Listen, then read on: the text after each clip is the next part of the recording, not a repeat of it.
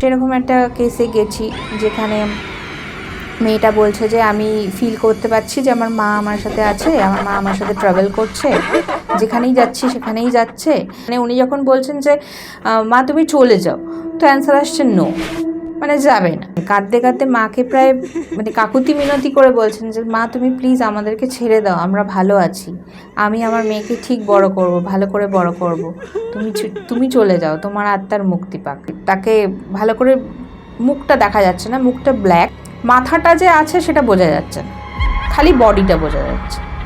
সেইটার পর থেকে মানে ওরা খুব ভয় পেয়ে যায়। মানে পুরো গোলক ধাঁধার মতন এক তো জায়গাটা, মানে তুমি ঢুকলে যদি তুমি একা ঢোকো তুমি বেরোতে পারবে না। ওখানে যে সিকিউরিটি গার্ডগুলো থাকতো তারা বলতো যে দুপুরবেলাই নাকি ওই দোতলা থেকে হঠাৎ করে মনে হলো কেউ যেন ওপর থেকে নিচে লাফ দিল, মানে সুইসাইড করার মতন করে লাফ দিল। গার্ড পিছন ঘুরে দেখছি কিছু নেই, ভয় ওদিকে আর কেউ গার্ড দিতে মানে চাইতো না। আচ্ছা, এইরকম মানে এমন কোনো ঘটনা আছে যেটা ইনভেস্টিগেট করতে গিয়ে তুমি ভীষণ ভয় পেয়ে গেছো? ওরা যখন বাড়ির দোতলাটা বানালো তখন থেকেই ওদের যত প্রবলেম স্টার্ট হয়ে গেল। ওনার যে দেওর আছে মানে ছিলেন, উনি প্রত্যেক শনিবার করে আম গাছের গোড়াটায় রক্ত ঢালতেন। রক্ত মানে পাঠার রক্ত, এরকম বাজার থেকে নিয়ে আসা রক্ত শনিবার করে আম গাছের গোড়ায় দিতেন। উনি কোনো একটা সেটানিক শক্তিকে সামান করছিলেন ওনাদের ক্ষতি করার জন্য, যেই শক্তিটা এদের ক্ষতি করার সাথে সাথে ওনারও প্রাণ নিয়ে নেয়। সেই ভয়তে ওটার মধ্যে বিশেষ একটা ঢুকতে ভয় পাচ্ছি, মানে ভয়, এটাকেই বলে ভয় পাচ্ছি। ইভেন আমাদের সাথে ওখানে ভিকি কৌশলও গেছিলো, তো ভিকি কৌশলও ফিল করেছিল যে ওখানে কিছু একটা আছে যেটা ন্যাচারাল না। একজন ফোন করে খুব কাঁপা কাঁপা গলায়, একটা ছেলে ফোন করে বলছে যে আমার সাথে সব খারাপ হয়ে যাচ্ছে, আপনারা কিছুভাবে আমাকে বাঁচান।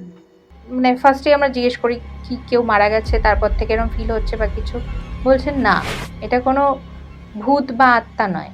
তখন বলছে যে আমি ছোটবেলা থেকে ভীষণ শিব ভক্ত, ডিভোটি, মানে একদম মানে আর আমি কিছু জানি না, মানে শিবই আমার ধ্যান, শিবই আমার জ্ঞান। এক সময় এত ইমোশনাল হয়ে পড়ে শিবকে কথা দেয় যে আমার জীবনে শুধু তুমি থাকবে আর কেউ থাকবে না। রিসেন্ট একটা মানে ক্লায়েন্ট কেস, এটা আমি আগে কোথাও বলিনি, গড়িয়ার সাইডে একজনের বাড়িতে আমরা একটা কেস হ্যান্ডেল করতে গিয়ে আরেকটা কেসের রহস্য উদ্ঘাটন করতে পারলাম এই জায়গাটা দিয়ে। Ishita Das Sanyal, a paranormal investigator, detective of supernatural. বহু বছর ধরে ঘুরছেন ভারতের নানা প্রান্ত, ইনভেস্টিগেট করেছেন প্রচুর প্যারানর্মাল ঘটনা। আজ আমরা শুনেছি এমন কিছু ভয়ঙ্কর অভিজ্ঞতা যা না শুনলে আপনি বিশ্বাসই করতে পারবেন না। এটা গল্প নয়, একেবারেই বাস্তব। এই যে প্যারানর্মাল রিসার্চ, এটা বেসিক্যালি কি? প্যারানর্মাল রিসার্চ বা আমরা যে কাজটা করি সেটা হচ্ছে যে এই যে লোকে বলে যে এখানে ভূত আছে, ওখানে স্পিরিট আছে, অ্যাকচুয়ালি কথাটা তো ভূত না, মানে আত্মা বা স্পিরিট। তো সেই জিনিসটার উপস্থিতি যে জায়গাটায় আছে অ্যাক্টিভভাবে, সেই জায়গাটায় অনেক রকম এনভায়রনমেন্টাল চেঞ্জেস হয়। কারণ যে এনার্জিটা থাকে তারা এনভায়রনমেন্ট থেকেই শক্তি সঞ্চয় করে, যে কারণে ওখানে টেম্পারেচারের চেঞ্জেস হয়, ম্যাগনেটিক ফিল্ডের চেঞ্জেস হয়। এই সমস্ত জিনিসগুলোকে মেজার করার জন্য যে গ্যাজেটগুলো ইউজ করতে হয় সেগুলোই আমরা করি। আমি যদি এখন কোনো এসির পয়েন্টের সামনে ইএমএফ ডিটেক্টরটা ধরি, সেখানেও ফ্ল্যাকচুয়েশন হতে পারে। তো এগুলো হচ্ছে ন্যাচারাল কারণ। এবার এই ন্যাচারাল কারণের বাইরে গিয়ে যদি কিছু ঘটছে, তখন যদি আমাদের গ্যাজেটে কিছু ধরা পড়ছে, তখন সেটাকে আমরা বলতে পারি যে it's not normal, it's paranormal. তো সেই রিসার্চটা আমরা যেটা নর্মাল কারণের বিয়ন্ডে গিয়ে ঘটছে সেটা আমরা খুঁজে বার করার চেষ্টা করছি, সেটাকেই বলছে প্যারানর্মাল রিসার্চ, যেটা আমরা করে থাকি। সেটা দিয়ে আইডেন্টিফাই করা যায় যে সেখানে কোনো একটা অস্তিত্ব কাজ করছে। তোমার রিসেন্ট প্যারানর্মাল অ্যাক্টিভিটি, কারণ তোমরা তো অলমোস্ট ফ্রিকুয়েন্টলি রিসার্চ করতেই থাকো। রিসেন্ট একটা মানে ক্লায়েন্ট কেস, এটা আমি আগে কোথাও বলিনি, গড়িয়ার সাইডে একজনের বাড়িতে মা আর 2 মেয়ে থাকে। বলছে হঠাৎ করে বাড়ির বাইরে মাঝরাতে শুনতে পাচ্ছে কতগুলো লোক কথা বলছে, জানলা দিয়ে দেখছে কেউ নেই, বা ঘরের এরকম রান্নাঘরে রান্না করতে গিয়ে ফিল করছে যে কেউ একটা আছে, কিছু বলতে চাইছে। একদিন নাকি বাচ্চাটা দেখেছে যে মানে মা আর 2 মেয়ে টিভি দেখছিল, হঠাৎ করে বাচ্চা মেয়েটা বলছে যে ওদের খাটের সামনে কেউ একজন দাঁড়িয়ে আছে, মানে তাকে ভালো করে মুখটা দেখা যাচ্ছে না, মুখটা ব্ল্যাক, মানে বলা যেতে পারে মানে বাচ্চাটার কথা অনুযায়ী যে মাথাটা যে আছে সেটা বোঝা যাচ্ছে না, খালি বডিটা বোঝা যাচ্ছে। সেইটার পর থেকে মানে ওরা খুব ভয় পেয়ে যায় এরকম, কারণ মেয়েটা এটা একবার বলে ওরা ইগনোর করে, কিন্তু মেয়েটার প্রায় 3-4 বার এরকম ঘটনা ঘটেছে যে মেয়েটা বলছে যে এরকম আছে যাকে এরকম দেখতে।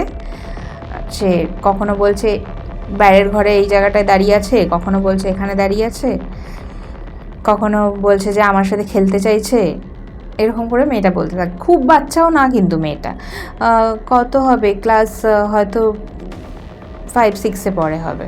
তো আমরা যখন গেলাম, গিয়ে মেয়েটাকে বললাম যে তুমি একটু ড্র করে দেখাও। মাথায় আমাদের এটাই থাকে যে ন্যাচারাল কোনো কারণেও হতে পারে, সেই জন্য আমরা যা যা চেক করার সেগুলো আগে গিয়ে চেক করি। আমরা পুরো ঘরের ম্যাগনেটিক ফিল্ড চেক করছি। তো চেক করতে করতে একটা পার্টিকুলার জায়গায় আমরা দেখছি যে খুব ফ্লাকচুয়েশন করছে, যেটা হওয়ার কথা না, কারণ আমাদের কিন্তু মেন সুইচটা অফ করা আছে। তো সেই জন্য সেইখান থেকে আমাদের মনে একটা আসলো যে এই জায়গাটা কেন ফ্লাকচুয়েশন করছে এত। তাহলে এখানকার টেম্পারেচার চেক করি, এখানে আমরা মোশন সেন্সর লাগিয়ে চেক করি। মোশন সেন্সর মানে একটা লাইট হয়, ওর সামনে দিয়ে কিছু পাস করলে ওটা জ্বলে ওঠে। তো খালি একটা জিনিসের উপর ভিত্তি করেও আমরা বলতে পারি না যে ওখানে কিছু আছে। আমরা তাও এদিক ওদিক সার্চ করছি, ছাদে গিয়ে দেখছি ছাদের ওপরে কোনো টাওয়ার আছে কিনা, কিছু আছে কিনা। তো সব দিক যখন চেক করে দেখলাম যে না, ওখানে ওই পার্টিকুলার জায়গায় ম্যাগনেটিক ফিল্ড চেঞ্জ হওয়ার মতন কোনো সিগনিফিকেন্ট কারণ পাচ্ছি না, তখন আমরা ওখানে আমাদের যেটা বললাম ইকোবক্স ট্রাই করি, মানে যে গ্যাজেটটার কথা আমি বললাম যেটার মাধ্যমে কথা বলা যায়। ওনারা আমাদেরকে একজন যে বলছিল যে সে মারা যাওয়ার পর থেকে ঘটনাগুলো ঘটছে, সেরকম একটা ঘটনা বলেছিল। তো আমরা তার সাথেই কানেক্ট করার চেষ্টা করছি যে সে আছে কিনা, বা আশেপাশে আর কেউ থাকলে আমাদের সাথে কন্ট্যাক্ট করুন। তো আমরা যাকে ডাকছি কিছুতেই কোনো সিগনিফিক্যান্ট অ্যান্সার পাচ্ছি না। তখন আমরা বললাম যে তাহলে একটা কাজ করুন, আপনারা কল করুন। বড় যে মেয়েটা ছিল সে একটা নাম ধরে কল করছে। তো আমরা তখন মানে নিজেদের মধ্যে ভাবছি যে এই নামটা তো ওনারা আমাদেরকে বলেননি, এটা কি? আমরা জানি না ওনার স্টোরি, মানে আমরা তো একটা ঘটনা শুনে গেছি। তো এতক্ষণ যার নাম শুনছিলাম, এটা একটা অন্যই নাম শুনতে পাচ্ছি যে সে কল করছে।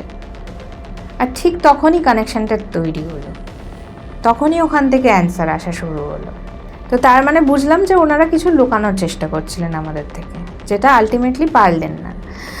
তো যাই হোক, ওই যে কানেকশানটা তৈরি হলো, যেখানে আমরা পরে গিয়ে বুঝতে পারলাম যে কোনো একটি ছেলে যে মেয়েটিকে খুব পছন্দ করতেন, সে সুইসাইড করেন কিছুদিন আগে। তারপর থেকেই প্রবলেমগুলো স্টার্ট হয়। তো যাই হোক, কানেকশান যখন তৈরি হয়েছে, মেয়েটা বলছে যে তুমি চলে যাও এখান থেকে, আমাদেরকে ডিস্টার্ব করো না, আমাদের শান্তিতে থাকতে দাও, এরকম করে কানেকশান করছে। তো আমরা কানেকশানের মাঝখানে কিছু কাট করিনি, কথাবার্তা চলছে। যখন মানে সেশনটা এন্ড হয়, তখন আমরা মেয়েটাকে জিজ্ঞেস করি যে এই ঘটনাটা তো শুনিনি, এটা কী ঘটনা? আর মানে এইটা যদি আপনারা বলতে চান তাহলে বলতে পারেন, এটা মানে এইটা ব্যাপারটা বুঝলাম না। তখন বলছে যে একটি ছেলে ওদের বাড়ির পাশে কিছুদিন আগে, মানে 1-2 বছর আগে থাকতে আসে। ছেলেটার মা মারা গেছিলেন। ছেলেটা একটু মা মারা যাওয়ার পরে মেন্টাল হয়ে গেছিলেন। মেন্টাল মানে একটুখানি হয় না, বাবা মা হারা হলে যে ডিপ্রেশনে, খুব বেশি ডিপ্রেশনে চলে যায়, কারোর সাথে কথা বলতো না, মিশতো না। তো এবার সেখানে দাঁড়িয়ে যখন ওদের পাড়ায় আসে, তখন এই মেয়েটার সাথে ওর খুব ভালো ফ্রেন্ডশিপ তৈরি হয়। দুজনে একসাথে হাঁটতে যাওয়া, অনেকক্ষণ সময় কাটানো, এগুলো ওরা করতো। এবার সেক্ষেত্রে একদিন নাকি মেয়েটার কাছে কল আসে। তখন মেয়েটা ফোন ধরতে পারেনি, মানে যেটুকু আমাদের বলেছে আমি সেটুকু বলছি, ফোনটা ধরতে পারেনি। পরের দিন সকালবেলা শুনতে পাচ্ছে যে ছেলেটা সুইসাইড করেছে। এবার এইটুকু ওনারা বললেন। পরে যেটুকু আমাদের খোঁজ খবর নিয়ে যেটুকু মনে হলো যে কোনোভাবে ছেলেটা হয়তো মেয়েটাকে পছন্দ করতেন, বা মেয়েটার সাথে হয়তো ঝগড়া হয়েছিল কোনো কারণে, যে কারণে বারবার ফোন করছিলেন, কারণ রাত্রিবেলা নাকি অনেকবার ফোন এসছে মেয়েটার ফোনে, মেয়েটা ফোন ওঠায়নি। তারপর নাকি একটা মেসেজ এসেছিলো মেয়েটার ফোনে যে এটাই আমার শেষ কল ছিল। তো তারপরের দিন সকালে সে মারা যায়। আমরা একটা কেস হ্যান্ডেল করতে গিয়ে আরেকটা কেসের রহস্য উদ্ঘাটন করতে পারলাম এই জায়গাটা দিয়ে। মানে আমরা ভাবছিলাম অন্যই একজনের সাথে কানেকশন করছি, সেই জন্য আমরা যখন কানেকশন করছিলাম কানেকশনটা ক্রিয়েট হচ্ছিল না। যে জিনিসটা ভালো বোঝে সে যখন কানেকশনটা করলো তখন কানেকশনটা ক্রিয়েট হলো। যার অ্যাক্সিডেন্টের পর মানে মৃত্যু হয়েছে যার, সেটাই কি হন্ট করা, তারাই সেই আত্মাগুলোই কি হন্ট করে? ন্যাচারাল ডেথ যারা, সেখানে এনার্জিটা সেইভাবে কাজ করে না? না, ন্যাচারাল ডেথেও কাজ করে। কখন করে? যখন যে ব্যক্তিটি মারা যাচ্ছে তার মধ্যে ইচ্ছে শক্তি বা বাঁচার যে প্রবণতা সেটা প্রবল ছিল। মানে ধরে নাও কারোর ক্যান্সার হয়েছে, তাকে মরতেই হবে, মানে তার কাছে ম্যাক্সিমাম ক্ষেত্রেই ক্যান্সারের ক্ষেত্রে আমাদের কাছে কোনো অ্যান্সার থাকে না, তো সেখানে তাকে ডক্টর বলেই দিয়েছেন যে তার কাছে আর এই দিন আছে, কিন্তু তার মধ্যে প্রবল ইচ্ছা যে আমার এইটা করার আছে, এইটা এখানে যাওয়ার আছে, এইটা করার আছে, আর সেই ইচ্ছেটা তার মৃত্যুকে ছাপিয়ে যাচ্ছে। মানে সে জেনেও ডিপ্রেসড হচ্ছে না যে আমার কাছে হয়তো 2 মাস টাইম আছে। সেই রকম কেসের ক্ষেত্রে কিন্তু সেই সোলগুলো তোমার পারে এই জগতে থাকতে। সেই জন্য ন্যাচারাল ডেথের ক্ষেত্রেও সম্ভব, আর মানে অ্যাক্সিডেন্ট বা সুইসাইডের ক্ষেত্রে তো সম্ভবই, কারণ ওগুলো তো আচানক ঘটছে, হঠাৎ করে ঘটছে। মানে আমি প্রিপেয়ার্ড না যেটার জন্য, বিশেষ করে অ্যাক্সিডেন্ট তো আমি প্রিপেয়ার না। আমি হয়তো এখানে খুব একটা এনজয় করে বেরোচ্ছি, একটা গাড়ি এসে আমাকে মেরে দিল, আমার ব্যাক অফ দ্য মাইন্ডে তখন অনেক কিছু ছিল। মানে আমি বাড়িতে গিয়ে মেয়েকে দেখবো, আমার এই কাজটা পেন্ডিং আছে, এটা করব, আমার সামনে একটা প্রজেক্ট আছে, এটা আমার হবে, মানে এত কিছু আমার ভাবনা চিন্তার মধ্যে ছিল, যেটা ফ্র্যাকশন অফ সেকেন্ডে শেষ, সেটা কোনোদিন শেষ হতে পারে না। মানে ওটা আশেপাশে এক্সিস্ট করে আর কি, সে তখন এই এনভায়রনমেন্টের মধ্যে সেই কাজটাকে ফুলফিল করে নেওয়ার চেষ্টা করে অন্য থ্রু দিয়ে, তাই তো? মানে if I am not wrong, হয়তো কিছু না বলা কথা ছিল, সেটা চাই যে মানে কারোর থ্রু দিয়ে যদি সে বলতে পারে, বা কিছু না করা তার কাজ পড়ে আছে পেন্ডিং, তার প্রবল ইচ্ছে সেই কাজটা যাতে হয়, সেইটা হয়তো কারোর থ্রু দিয়ে সে করতে চেষ্টা করে। থ্রু দিয়ে কিভাবে মানে কিভাবে করতে পারা সম্ভব হয়? এক তো কিছু ঘটনার ক্ষেত্রে আমরা দেখেছি পুনর্জন্মের ব্যাপারটা, কারোর পুনর্জন্ম হয়েছে অন্যই কোনো একটা জায়গায়, অন্যই কোনো একটা স্টেটে, কিন্তু সেই বাচ্চাটা জন্মানোর মানে একটুখানি জ্ঞান আসার পর থেকেই সে এমন এমন কথা বলছে যেটা মানে বাড়ির লোকের সবার কাছে খুব অবাক কাণ্ড লাগছে। এটা কি করে হতে পারে? মানে সে বলছে আমার একটা বউ আছে, আমার একটা বাচ্চা আছে, আমার বাড়ি অমুক জায়গায়, আমার এই ব্যবসা আছে। এবার বাড়ির লোক কী ভাবছে? বাচ্চা ভুল বকছে, সে হয়তো টিভিতে কিছু প্রোগ্রাম দেখেছে, সেই দেখে ভুল বকছে। কিন্তু যখন সে জিনিসটা রিপিটেডলি বলে যাচ্ছে, প্রত্যেকটা মুহূর্তে সে এই জিনিসটা বলে যাচ্ছে বা সেইগুলো ফিল করে করে সে ডিপ্রেশনে চলে যাচ্ছে। মানে সে যে ফ্যামিলিতে এখন জন্মেছে সেই ফ্যামিলি নিয়ে তার কোনো চিন্তা নেই, সে কন্টিনিউয়াসলি ওইটাই চিন্তা ভাবনা করে যাচ্ছে। তখন এরকম একটা কেস পাঞ্জাবে না ওইদিকে কোথাও একটা দেখেছিলাম, যে ওর বাবা মা গিয়ে খোঁজ খবর নেওয়ার চেষ্টা করে, ও যে জায়গাগুলো বলছে সেই সমস্ত জায়গায়, মানে ডক্টরের সাথে পরামর্শ নিয়ে, ডক্টরও গেছিল, খোঁজ নিয়ে দেখেছে যে জায়গাগুলো বলছে, যেখানে ওর বাড়ি, যেখানে ওর দোকানের নাম, এভরিথিং মিলে গেছে, এভরিথিং। এবং সে বলছে যে ওকে কিভাবে মারা হয়েছে, কিভাবে ওকে খুন করা হয়েছে, ওর ন্যাচারাল ডেথ হয়নি, ওকে খুন করা হয়েছে, কে খুন করেছে, কেন খুন করেছে, সব ডিটেলসে বলে দিচ্ছে। আর সেটার ওপরে পরে গিয়ে যখন পুলিশ এনকোয়ারি করেছে, দেখছে যে হ্যাঁ সত্যি, যা যা বলছো সব সত্যি। তো এটাকে তুমি কি বলবে? এটা তো আমি ন্যাচারাল বলতে পারছি না। আত্মাটা কোনো বডি পেয়ে যায় হঠাৎ করে, মানে হয়তো সে মারা গেছে, সাথে সাথেই কোনো একটা বডি পেয়ে গেল। বিশেষ করে তো মানে পুনর্জন্মের যে ব্যাপারটা, বাচ্চার মধ্যেই সেই জিনিসটা হওয়াটা পসিবল। হয়তো আশেপাশে কোনো বাচ্চার জন্ম হবে, তখন সেই বডির মধ্যেও ঢুকে গেল সোলটা, সেই ক্ষেত্রে এটা হতে পারে। আর যারা হয়তো সেই বডিটা সবসময় যে বডি পেয়ে যাবে সেটা তো পসিবল না, সেই জন্য তারা এই এনভায়রনমেন্টে থেকেই কারোর মারফত চেষ্টা করে জিনিসটা করার। বিশেষ করে যারা একটু উইক পারসন হয় তাদেরকে গ্র্যাব করাটা ইজি হয়। প্ল্যানচেটটা কি এর সাথেই ইন্টারলিঙ্কড, মানে প্ল্যানচেট করে কি সেই আত্মাকে ডেকে তার শরীর ছেড়ে তার কি মেসেজ দেওয়ার আছে সেটা জেনে নিলে কি সেখান থেকে মুক্তি পাওয়া যায়? আমরা যেটা রিসেন্ট ডেজে করি সেটা হচ্ছে গ্যাজেটের মাধ্যমে। আগে অত গ্যাজেট ছিল না, সেই জন্য ওইজা বোর্ডের মাধ্যমে হতো। এখন গ্যাজেট আছে, তাই আমরা সায়েন্টিফিক্যালি গ্যাজেটের মাধ্যমে করার চেষ্টা করি। প্রসিডিওরটার নাম হচ্ছে ইভোকেশন, মানে আমি কাউকে একটা পয়েন্ট করে আমি তাকে ডাকছি। আমরা একজনকে কনসেন্ট্রেট করছি, করে তাকে ডাকছি যে আপনার যদি কিছু বলার থাকে তাহলে আমাদেরকে বলুন, আমরা এখানে আছি আপনার কথা শোনার জন্য। সেটা কি ঘটেছে তোমাদের ক্ষেত্রে? একটা কেসে গেছি যেখানে মেয়েটা বলছে যে আমি ফিল করতে পারছি যে আমার মা আমার সাথে আছে, আমার মা আমার সাথে ট্রাভেল করছে, যেখানেই যাচ্ছি সেখানেই যাচ্ছে, আমার ভয় লাগছে। অবভিয়াসলি যদি সারাক্ষণ মনে হয় যে ঘাড়ের কাছে কেউ একটা বসে আছে, চাই সেটা যেই হোক, মা মারা যাওয়ার পরেও সে একটা এখন স্পিরিট, তো সবাই তাকে ভয়ই পাচ্ছে। আমরা প্ল্যানচেটের মানে আমাদের যে প্রসিডিওর সেই প্ল্যানচেটের মাধ্যমে ওনাকে কল করার চেষ্টা করছি, ওনার মেয়েকে পাশে বসিয়ে। খালি আমরাই বলছি না, ওনাকেও বলছি যে আপনিও ডাকুন, আমাদের ডাকে নাও সাড়া দিতে পারে, আপনার ডাকে সাড়া দিতে পারে। তো আমাদের একটা গ্যাজেট আছে যেটার মাধ্যমে রেডিও ফ্রিকোয়েন্সির মাধ্যমে, যে আগে রেডিও টিউনিং করলে যে একটা দুটো করে শব্দ আসতো, সেখানে একটা করে ওয়ার্ড আসে, 10 সেকেন্ড পর পর একটা করে ওয়ার্ড আসে। এবার সেখানে ধরো আমি যাকে ডাকছি সেই স্পিরিটকে কোনো একটা কোয়েশ্চেন করলাম যে আমি আপনার সাথে কে কথা বলছি, আপনি বলতে পারবেন? তখন হয়তো সেই মুহূর্তে ওই গ্যাজেটে আমার নামটা উঠে এলো। তখন আমরা ধরে নিতে পারি যে কোনো একটা স্পিরিটের সাথে আমাদের কানেকশন তৈরি হচ্ছে। সেই রকম প্রসিডিওরে আমরা ওনার মেয়েকে বললাম যে আপনি এমন কিছু প্রশ্ন করুন যেটার উত্তর আপনি আর আপনার মাই জানেন। সেরকম উনি প্রশ্ন করছেন যে আমাকে ছোটোবেলায় কী নামে ডাকতে, আমাকে জন্মদিনে কী হেয়ারব্যান্ড কিনে দিয়েছিলে, কী কালারের। তো এরকম করে ঠিক উত্তর আসছে। তখন আমরা বুঝলাম যে কানেকশানটা তার মানে তৈরি হয়েছে, মানে ওনার মায়ের সাথে ওনার কানেকশানটা তৈরি হয়েছে। তখন উনি ওই রকম প্রসিডিওরের মাধ্যমেই মায়ের সাথে কনভারসেশন করতে লাগেন যে তুমি কি চাও, তুমি কেন আছো, তোমার আত্মার মুক্তি কি করলে তোমার আত্মার মুক্তি হবে। তো সেই সমস্ত অ্যান্সার ওই গ্যাজেটের মাধ্যমে আসতে থাকে। মানে বড় বড় অ্যান্সার আসে না, কিন্তু ওয়ান ওয়ার্ডে অ্যান্সার আসে। মানে উনি যখন বলছেন যে মা তুমি চলে যাও, তো অ্যান্সার আসছে নো, মানে যাবে না। যে কারণ ওনার যখন উনি বেঁচে ছিলেন ওনার ইচ্ছা ছিল যে ওনার নাতনিকে, তখন ওনার নাতনি 1.5 বছর বয়স, ওনার নাতনিকে উনি বড় করে দিয়ে তারপরে যেতে চেয়েছিলেন।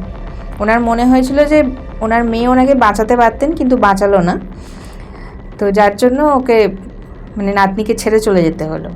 সেই একটা ওনার মধ্যে ছিল, যার জন্য উনি এখানে হন্ট করছিলেন। লাস্টে উনি খুব কাঁদছেন, কাঁদতে মাকে প্রায় মানে কাকুতি মিনতি করে বলছেন যে মা তুমি প্লিজ আমাদেরকে ছেড়ে দাও, আমরা ভালো আছি, আমি আমার মেয়েকে ঠিক বড় করব, ভালো করে বড় করব, তুমি চলে যাও, তোমার আত্মার মুক্তি পাক। তো লাস্টে যখন বলে যে আমি কি গয়ায় গিয়ে পিণ্ডদান করলে তোমার আত্মার মুক্তি হবে, তখন একটা অ্যান্সার আসে ইয়েস। কখনো কি কোনো আত্মা তোমায় কিছু বলার চেষ্টা করেছে, কোনো মেসেজ দেওয়ার চেষ্টা করেছে? এটা রিসেন্ট ঘটনাই। আমার একটা জায়গায় যাওয়ার কথা ছিল, সিকিমে বাবা মন্দির আছে, বাবা মন্দিরটা ইনভেস্টিগেট করতে যাওয়ার কথা ছিল। তো সেই হিসাবে আমার সব ফ্লাইটের টিকিট করা, ওখানে হোটেল বুকিং সব কিছু করা আছে। এটা করা আছে কিন্তু বেশ কিছু মাস আগেই। এবার এর মাঝখানে একটা ফোন আসে দেবরাজের কাছে যে আমি মানে পাশ থেকে হালকা শুনতে পাই যে কেউ একটা সুইসাইড করেছে কোনো একটা জায়গায়, কোনো একটা কিছুতে, এরকম একটা কিছু ঘটনা বলছে, যে আমাদেরকে গিয়ে দেখার কথা বলছে। এবার ও যখন আমাকে এসে ঘটনাটা বললো যে জানো এরকম ঘটেছে, বললাম কী বলছো? বলছে কেন তুমি অবাক হচ্ছ কেন? আমি বললাম জানি না, এরকম একটা স্বপ্ন কদিন ধরে আমি দেখছি, যে একটা পুকুর মানে জলের মতন, আর সেখানে কেউ একটা হাত বাড়িয়ে বলছে হেল্প করো, মানে হেল্প মি এরকম বলছে। এটা আমি স্বপ্নে দেখেছি, স্বপ্নটা রিপিটেডলি 3-4 বার দেখেছি, কিন্তু সেটা আমার একটু খটকা লেগেছিল যে একই স্বপ্ন কেন দেখছি। যাই হোক, তাও ওটা নিয়ে বেশি মাথা ঘামাইনি। কিন্তু ও বলছে ওর কাছে যে ফোনটা এসছে সে সেম ঘটনা বলছে, যে একটা পুকুর আছে যেখানে ডুবে ওনার মেয়ে মারা গেছে। এবার সে তারপর থেকে নাকি তার প্রেজেন্স খালি ওনারা না, ওনাদের বাড়ির আশেপাশে সবাই ফিল করতে পারছে। আমরা ফার্স্টে একবার সেখানে গেলাম, সেখানে গিয়ে জায়গাটা দেখলাম, দেখে টেকে সব মানে আগে আমরা সব পরিদর্শন করে এলাম যে কোন জায়গায় কি ব্যাপার, আশেপাশের লোক কি বলছে। তারপরে আমরা ডিসাইড করি যে একদিন আমরা ইনভেস্টিগেট করতে যাব। এয়ারপোর্টে যাই, মানে সব চেক ইন করে গেছি, বোর্ডিং পাস দিয়ে দিয়েছে। ঠিক তারপর থেকেই হঠাৎ করে আমার প্রচণ্ড শরীর খারাপ হতে স্টার্ট করলো। প্রচণ্ড মানে আমার জাস্ট মনে হচ্ছে আমার হার্ট অ্যাটাক হয়ে যাবে এরকম। তাও আমার মাথায় এটা চলছে যে এতগুলো টাকা লাগানো আছে, প্লেনটা রানওয়েতে চলে গেছে, জাস্ট টেক অফ করবে। তখন আমার আরও বেশি শরীর খারাপ লাগছে, মানে মনে হচ্ছে এই আমার হার্ট অ্যাটাক হবে, এই হবে, মানে পুরো বাঁ হাতটা আমার পুরো চিনচিন করছে, আর আমার পুরো মনে হচ্ছে যেন আমি এখনই মরে যাব এরকম ফিল হচ্ছে। তা আমি এয়ার হোস্টেসকে ডেকে বলি, মানে তার আগেই বলেছিলাম, এয়ার হোস্টেস বললো যে কিছু হবে না, আপনি বসুন, টেক অফ করলে আপনাকে ওষুধ দেবো, ঠিক হয়ে যাবে। তো তারপর লাস্ট মোমেন্টে আমি বলি যে আমি যেতে পারছি না, আপনি আমাকে নামিয়ে দিন। কী যে চাপের সিচুয়েশান, তখন কি বলবো, একে তো শরীর খারাপ লাগছে, তার মধ্যে ফ্লাইটকে রানওয়ে থেকে আবার ফিরিয়ে নিয়ে আসা, সেটার সাথে সিঁড়ি লাগানো, লাগেজ নামানো, যারা প্যাসেঞ্জার আছে তারা মনে মনে আমাকে গালি দিচ্ছে, মানে বিশাল গালি দিচ্ছে আমার জন্য, 1 ঘন্টা ফ্লাইট অলরেডি লেট হয়ে যাচ্ছে। তো সেই সবও মাথায় চলছে, কিন্তু আমার কিছু করার নেই। আমি চলে এসে এয়ারপোর্টের হসপিটালে দেখালাম, ইসিজি করালাম, মানে ওরাই করলো আর কি, আমাকে অ্যাম্বুলেন্সে করে নিয়ে এসে। এগুলো যদি কেউ ভিডিও করতে পারতো খুব ভালো হতো, ভিডিও করাচ্ছিল না। যাই হোক, ওখানে ইসিজি করলো, ইসিজি নর্মাল। তাহলে আমার এত শরীর খারাপ করছিল কেন? তো আমি তখন ওখান থেকে ফিরে এসে আমাদের বেহালায় এসে ড্রপটি আর বললাম আর যা যা আমাকে টেস্ট করতে লাগবে সেগুলো আপনি করে দিন। সব টেস্টের রিপোর্ট এলো, সব নর্মাল। এই যে তুমি বলছো না, আমার গুজবাম্প হচ্ছে, এক একটা করে ঘটনা শুনছি আর মনে হচ্ছে যে এটাও সম্ভব। আচ্ছা, এইরকম মানে এমন কোনো ঘটনা আছে যেটা ইনভেস্টিগেট করতে গিয়ে তুমি ভীষণ ভয় পেয়ে গেছো? ডায়মন্ড হারবারের যে ঘটনাটা, ওখানে বাড়িতে যারা থাকতেন তারা মানে একটা এমন কোনো এনার্জিকে প্রেজেন্স ফিল করছিল, যেটা কোনো মানুষ মারা যাওয়ার পরে যে আত্মা বা স্পিরিট হয়, সেই এনার্জি নয়। মনে হচ্ছিল কেউ ওদের উপর ব্ল্যাক ম্যাজিক করেছে। ওরা যখন বাড়ির দোতলাটা বানালো তখন থেকেই ওদের যত প্রবলেম স্টার্ট হয়ে গেল। বাড়ির দোতলা বানাতে গিয়ে দেওয়ালের ভেতর থেকে কিছু পুতুলও পেয়েছিল ব্ল্যাক ম্যাজিক করা। সেখান থেকে ওদের মনে হয় যে কেউ ওদের উপর ব্ল্যাক ম্যাজিক করছে, আর সেটা বাড়িরই কেউ, যে চায় না যে ওদের ভালো হোক। সেইটার কারণে ওদের সব কিছু খারাপ হতে স্টার্ট করে। মানে সেটা মেয়েটার চাকরি চলে যায়, মেয়েটার হাত ভেঙে যায়, তারপরে ওর বাবা মার মধ্যে দূরত্ব তৈরি হয়ে যায়, নানা রকম সমস্যাজনক ঘটনা ঘটতে থাকে। ঘটনাটা হচ্ছে এরকম, ওনাদের জানলার বাইরে একটা আম গাছ ছিল, তার ওপরে দেখতে পেত একটা বিশাল বড়, মানুষের থেকেও বড় আকৃতির একটা বাদুড়, যার বিশাল বড় বড় ডানা, 2টো শিং, এরকম একটা ফিগার দেখতে পেত। আর সেই কোনোভাবে কোনো রকম ক্ষতি করার চেষ্টা করছে, এরকম কিছু ওনাদের মনে হতো। পরে জানা যায়, মানে ওনারাই বলেন যে ওনার যে দেওর আছে, মানে ছিলেন, উনি প্রত্যেক শনিবার করে আম গাছের গোড়াটায় রক্ত ঢালতেন।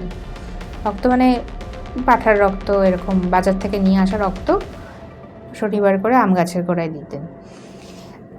সেই ঘটনার পরে মানে বেশ কিছু বছর পরে উনিও মারা যান, মানে ওনার যে দেওর না ভাসুর, উনিও মারা যান।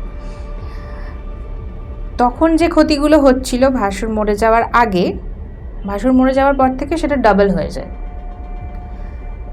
মানে যেটা আমরা ফিল করি, উনি কোনো একটা সেটানিক শক্তিকে সামান করছিলেন ওনাদের ক্ষতি করার জন্য, যেই শক্তিটা এদের ক্ষতি করার সাথে সাথে ওনারও প্রাণ নিয়ে নেয়। এবার হয়ে যায় শক্তিটা ডাবল, মানে এক তো ওই শক্তিটা এদের ক্ষতি করছে, প্লাস ওনার সোল, দুটো মিলিয়ে ক্ষতির পরিমাণ এখন বিশাল আকার ধারণ করেছে। আর যেটা মানুষের সোলই না, মানে সেটানিক যে সোল হন্ট করছে তার কথা বলছি, যে সোলই না, তার সাথে কি করে ডিল করব সেটা টু মাচ ডিফিকাল্ট, মানে যেটা মানুষের দ্বারা তৈরিই না। মানে বরং যেতে আমাদের, বললাম না, ভয় লাগে এখন, মানে ওইটাই আমার ভয় লাগে, যে সোলটা মানুষের না, সে যদি আমাদের টিম মেম্বারের সাথে এরকম ক্ষতি করতে পারে। এখন আমার ছোট বাচ্চা আছে, যদি বাজে কিছু ঘটে যায়, সেই ভয়তে ওটার মধ্যে বিশেষ একটা ঢুকতে ভয় পাচ্ছি, মানে ভয়, এটাকেই বলে ভয়, ভয় পাচ্ছি।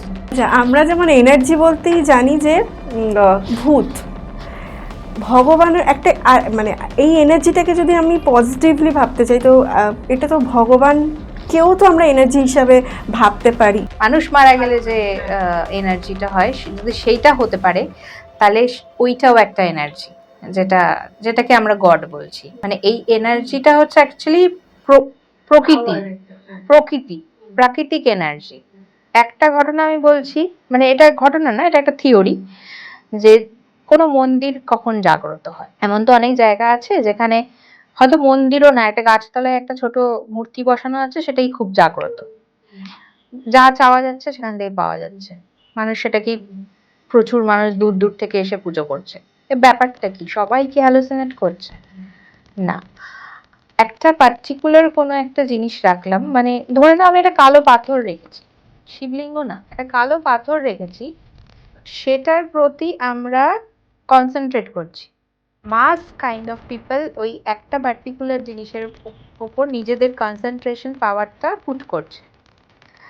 তো সেখানে একটা কনসিয়াসনেস তৈরি হচ্ছে, যেটাকে বলা যায় কালেকটিভ কনসিয়াসনেস, মানে এতগুলো মানুষের থেকে সেই কনসিয়াসনেসটা বেরোচ্ছে, যেটা ওই পাথরটার মধ্যে ঢুকছে, ঢুকে সেটাকে পাওয়ারফুল করছে। একটা নর্মাল কালো পাথর যেটা কিছু নেই, সেটাকে পাওয়ারফুল বানাচ্ছে আমাদের এত জনের পাওয়ার মিলে।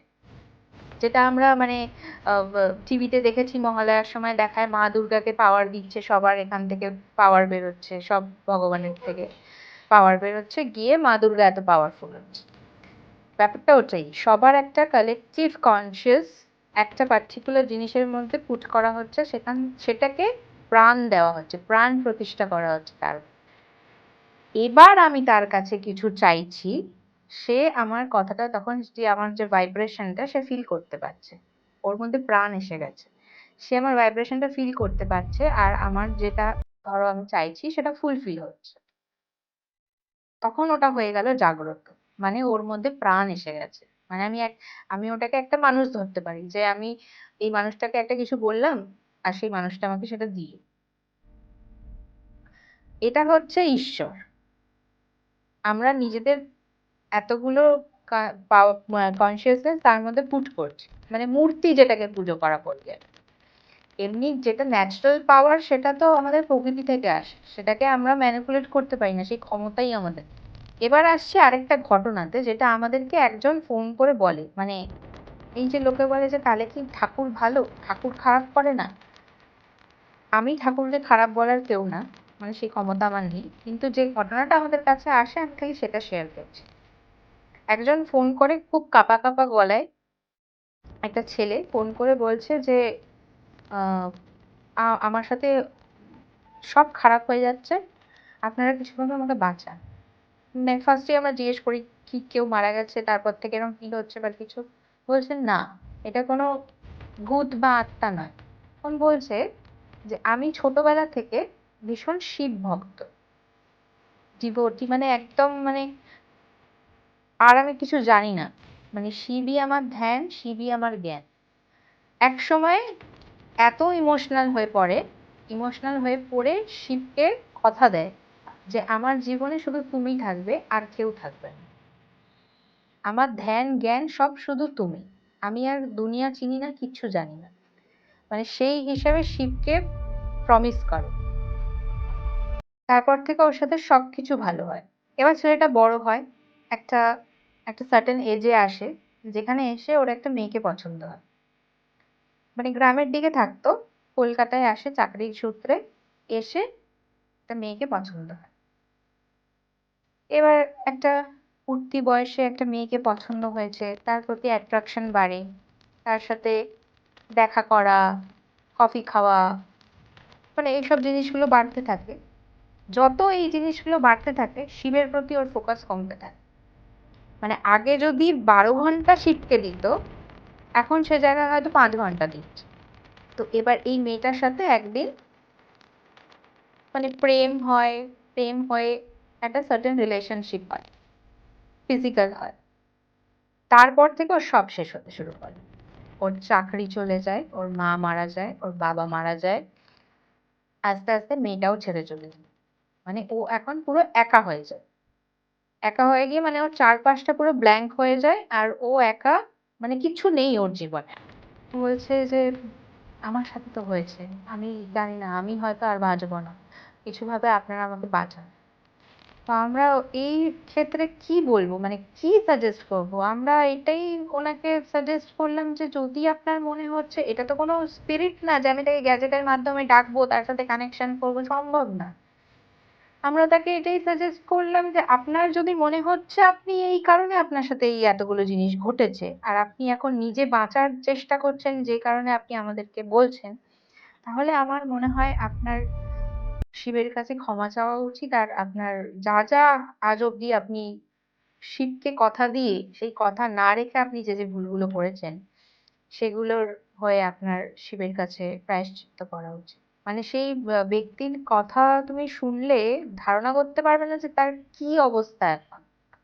মানে সে যে একটুও বানিয়ে কথা বলছে না, সেটা পরিষ্কার বোঝা যাচ্ছে। মানে একটা কেউ যদি হ্যালুসিনেশন করে বা বানিয়ে বলে, সেটা একটা ঘটনা, কিন্তু তার জীবনে আমি বললাম কি ছোট থেকে আর একটা প্রাপ্তবয়স্ক অব্দি এতটা সময়ের একটা ঘটনা, সে তো হ্যালুসিনেট করতে পারে না, এতটা সময়ের একটা ঘটনা। আমরা যদি কাউকে কোনো কথা দিচ্ছি, মানে নিজের সোলটা আমি দিয়ে দিচ্ছি, মানে উনি তো শিবের সাথে সেই রকম কানেকশন হয়ে গেছিল যে নিজের সোলটা শিবকে দান করে দিয়েছি। সেইখানে দাঁড়িয়ে যদি আমি কথা না রাখছি, আমি তার সাথে বিট্রে করছি, কাইন্ড অফ, তো এটাকে বলে বিট্রে করছি। তখন তো সে তার উল্টো এফেক্ট এফেক্ট দেবেই।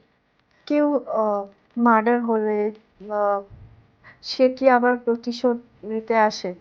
একটা ঘটনা যেটা আমি বলছি, আমার শ্বশুরমশাই ডিস্ট্রিক্ট জাজ ছিলেন। তো সেই সূত্রে আমার হাজবেন্ড অনেক জেল ভিজিট করে বিহারে, জানার ইচ্ছে থেকে যে ওদের মেন্টাল কন্ডিশন কি হয়, যে আসামিগুলো ওখানে থাকে তারা মানে এত বছর ধরে জেল খাটতে খাটতে তাদের মেন্টাল কন্ডিশন কি হয়। তো সেই রকম ক্ষেত্রে জেলের ভেতরে গিয়ে ও যা জানতে পেরেছে যে যারাই এরকম ক্রাইম করে জেলে আছে, তাদের ম্যাক্সিমাম তোমার মেন্টালি ইল হয়ে গেছে।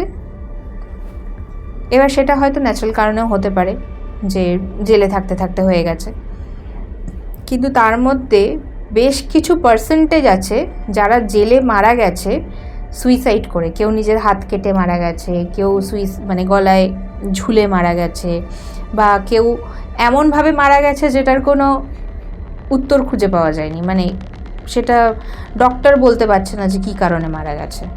তো এরকম অনেকগুলো কেসেস পাওয়া গেছে যেখানে ন্যাচারাল ডেথ হয়নি, মানে যারা এরকম ক্রাইম করেছে তাদের ন্যাচারাল ডেথ হয়নি।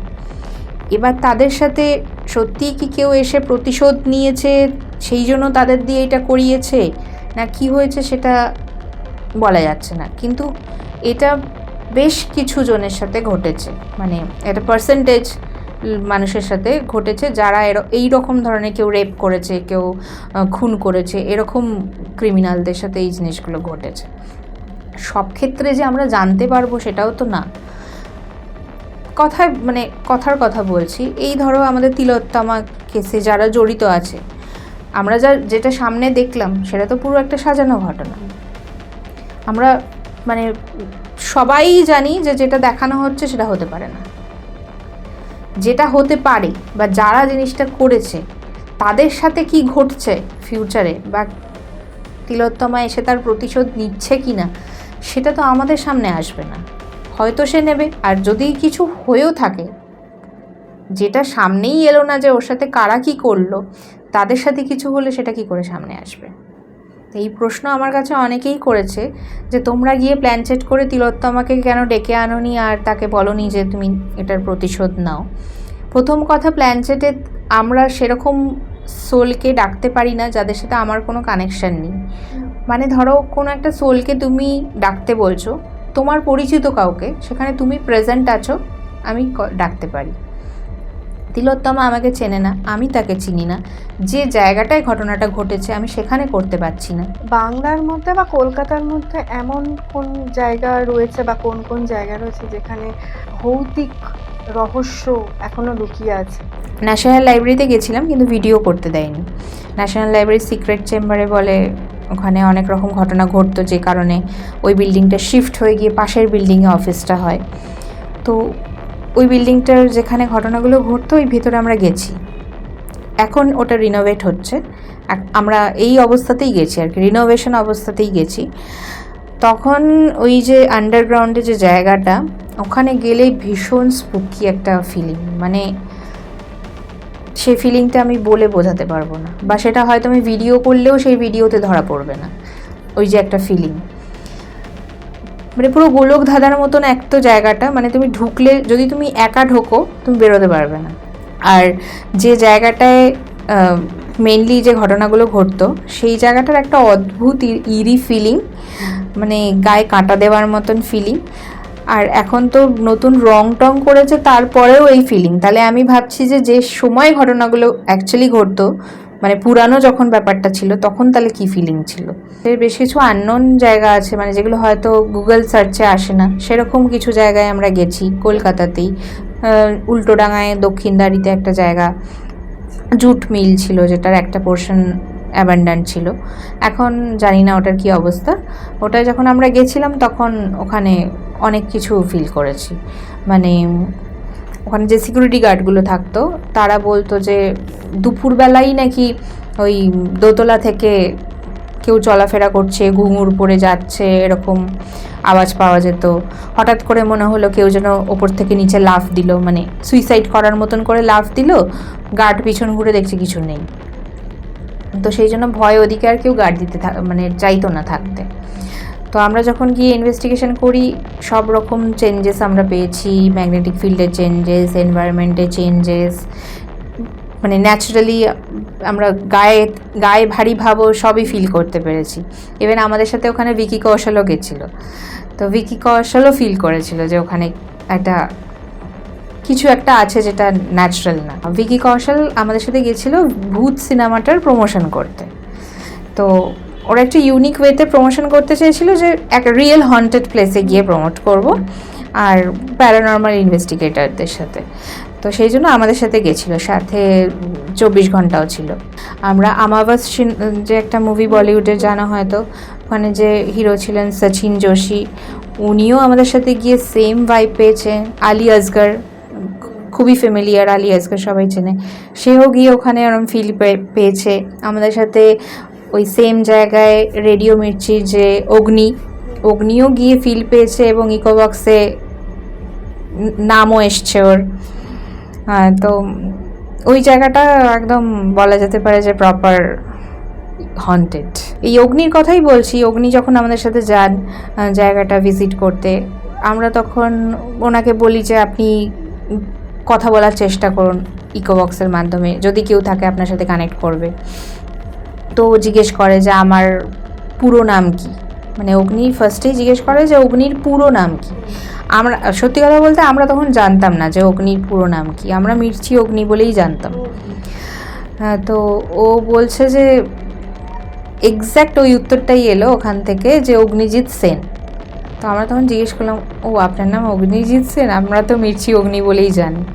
তো বলছে হ্যাঁ, আমি তো অবাক হয়ে গেলাম যে এটা কী করে পসিবল। তুমি যে এত বছর ধরে এই রিসার্চের মধ্যে রয়েছো, তোমার বাড়িতে কখনো কিছু এই ধরনের অ্যাক্টিভিটি ফিল করেছো, বা প্রেজেন্স রাদার? আমাদের বাড়িতে মাঝে মধ্যেই কিছু অদ্ভুত অদ্ভুত ঘটনা ঘটে। একটা পার্টিকুলার ঘর আছে যে ঘরটায় নিঃশ্বাসের শব্দ শুনতে পাওয়া যায়। আমার শাশুড়ি মা থাকেন ওই ঘরে, মানে ঘুমালেও মনে হচ্ছে পাশে কেউ ঘাড়ের কাছে নিঃশ্বাস ফেলছে। বা আমার বন্ধু এসছে বাড়িতে, পার্টি ফাটি হচ্ছে, বাথরুমে গেছে, গিয়ে চোখে জল দিয়ে ভয় বেরিয়েছে, বলছে যে আমি বেসিনে মুখ ধুচ্ছিলাম, ঘাড়ের কাছে কেউ নিঃশ্বাস ফেলছে। অথচ ও কিন্তু জানেই না ঘটনাটা, যে আমাদের বাড়িতে অলরেডি ঘটনাটা ঘটে। রিসেন্টলি কিছুদিন হচ্ছে না, কিন্তু তার আগে আমরা মানে আমি আর আমার হাজব্যান্ড দেবরাজ ফিল করতাম যে কেউ একটা আমাদের মানে ডাইনিং থেকে ড্রয়িংয়ের দিকে কেউ পায়চারি খাচ্ছে, হেঁটে যাচ্ছে, কোনো একটা ফিমেল অবয়ব। আমরা অনেক সময় ভুল করেছি, ভেবেছি যে মা হয়তো, মানে আমার শাশুড়ি মা হয়তো গেছে, গিয়ে দেখছি যে আমি বললাম যে দেখে আসো তো মা কিনা, বলছে মায়ের ঘরে গিয়ে দেখছে মা ঘুমাচ্ছে। বললাম তাহলে কাকে দেখলাম, মানে দুজনে একসাথেই দেখলাম। এবার সেখান থেকেই আসে তোমার যে প্রশ্নটা, ভূত কি ক্ষতি করে কি না।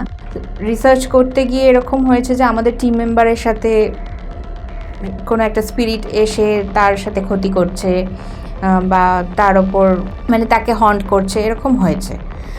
আমাদের সাথে হয়নি, মানে আমার আর দেবরাজের সাথে হয়নি, কিন্তু আমাদের টিম মেম্বারের সাথে হয়েছে। তো সেই জন্য এটা আমি পুরোপুরি বলতে পারি না যে স্পিরিট ক্ষতি করে না বা ক্ষতি করে। প্যারানর্মাল নিয়ে যেসব স্টুডেন্টরা এগোতে চায় তাদের জন্য তুমি একটা মেসেজ দাও।